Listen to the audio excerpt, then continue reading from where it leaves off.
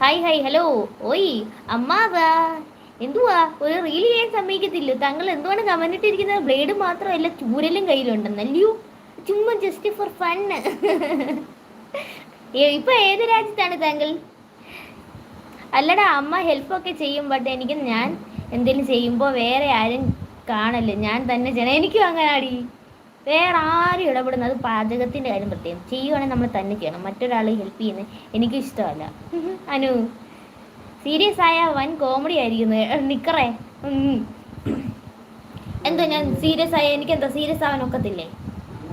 എനിക്ക് എത്ര വയസ്സുണ്ടെന്ന് അറിയാവോ? ഞാൻ അതിൻ്റെതായ പക്വത കാണിക്കാൻ തീരുമാനിച്ചു.